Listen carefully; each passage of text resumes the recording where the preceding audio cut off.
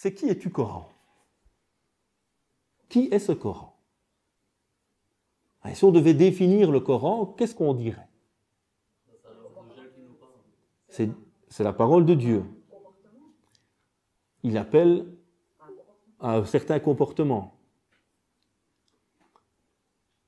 Alors, où je vais trouver la réponse? Dans le Coran lui-même. Et là est souvent l'erreur. Quand vous prenez beaucoup d'ouvrages qui traitent de ce qu'on appelle les sciences du Coran, la définition est toujours une définition humaine. Ça vous fait des définitions techniques définies par les théologiens. Mais rares sont ceux qui vous disent, tiens, parce que qui nous présentera mieux le Coran que le Coran lui-même? C'est le Coran. C'est lui qui nous explique qui il est. Qui nous expliquera la fonction du Coran? Le Coran lui-même. Donc on va essayer de voir comment le Coran se présente à nous à travers quelques-uns de ces noms. Qui peut me donner des noms ou des qualités du Coran? Le discernement, al-Furqan. Une des fonctions du Coran, c'est de permettre à celui qui s'imprègne de distinguer les choses.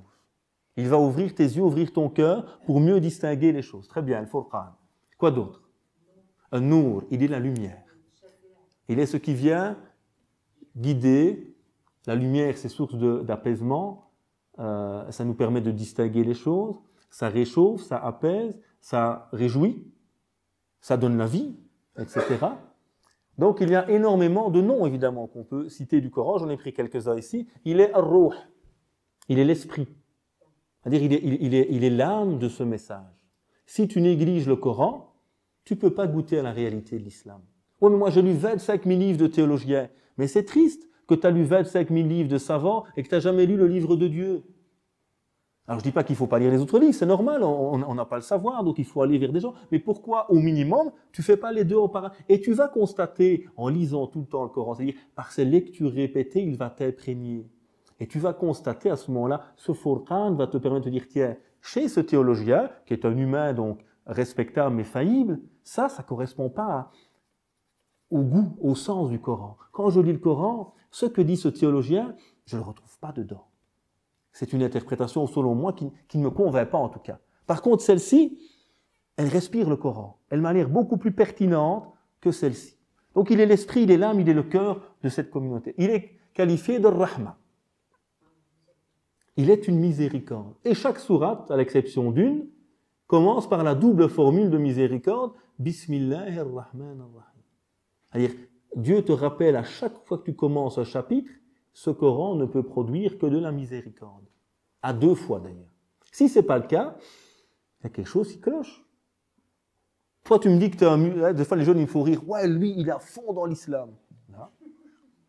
Il me dit, il est à fond dans l'islam, il voit du haram partout. Mais ça, c'est pas à fond dans l'islam. Ça, il est à fond torché, le gars, mskin. Allah shafi. Être à fond dans l'islam, c'est être à fond dans la miséricorde. Être à fond dans la justice. Être à fond... Ça, c'est être à fond. Mais être dans l'extrême, c'est pas être à fond dans l'islam. C'est déformer l'islam. Donc tu n'es pas à fond. On aimerait bien être à fond dans l'islam. 100% miséricordieux, 100% juste, 100% bon. Ça, c'est être à fond. Mais être dans un extrême, c'est pas ça être à fond dans l'islam. C'est justement déformer un peu ce message. Donc il est rahma. Il est hikma. Qur'an al-Hakim. Et nous, malheureusement, on voit l'islam comme quelque chose de magique, d'illogique. Ouais, mais c'est comme ça, c'est en islam. Non, c'est pas comme ça, c'est en islam. Dieu te demande de réfléchir, de méditer. Il n'y a rien à faire comme ça parce que c'est comme ça.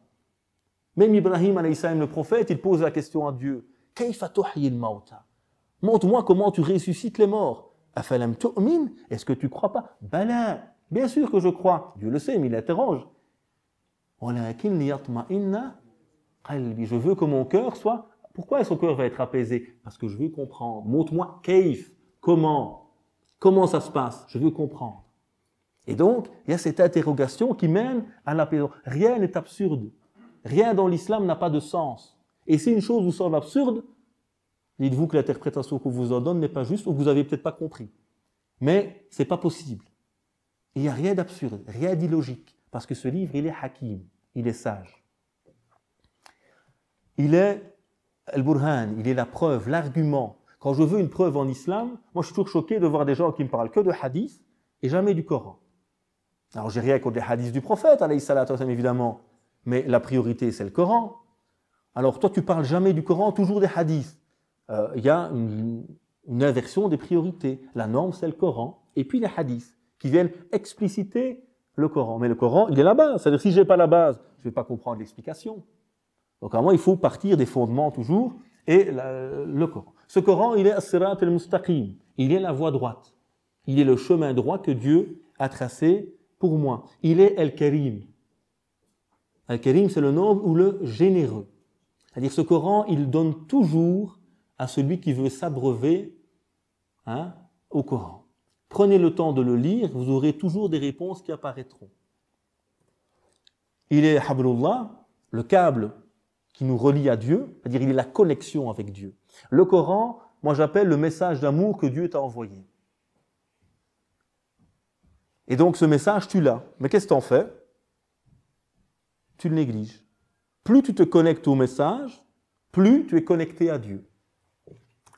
Il est muhaymin, c'est-à-dire il domine toutes les autres références, toutes les sources. Il est la source des sources. Il est l'argument des arguments. Et donc il devrait être pour les musulmans toujours l'élément supérieur. Je ne mets pas la parole d'un savant avant le Coran. Et si la parole du savant contredit le Coran, alors je ne dis pas que j'ai toujours tous les outils pour le savoir, mais sachez qu'on ne peut jamais mettre une parole d'un humain devant le Coran. C'est logique évidemment pour nous en tant que croyants. Il est nour, comme vous l'avez dit, il est haqq, il est vérité. On pourrait en citer d'autres, mais ce que je voulais, c'est vous rappeler comment ce Coran se présente à nous. Et voilà ce que ce Coran devrait donc être. Il devrait être pour nous lumière, miséricorde, vérité, sagesse. Voilà ce qu'il devrait produire. Si quelqu'un prétend lire le Coran et qu'il est dur, qu'il n'a pas de miséricorde et que ce Coran, soi-disant, le pousse à la haine, désolé mon frère, je crois que tu n'as pas compris, Bismillah ar-Rahman ar-Rahim, que Dieu te répète 114 fois dans le Coran pour un moment te faire comprendre que chaque lecture débute par cette miséricorde. Donc il y a quelque chose qui ne va pas dans ta compréhension humaine de la chose.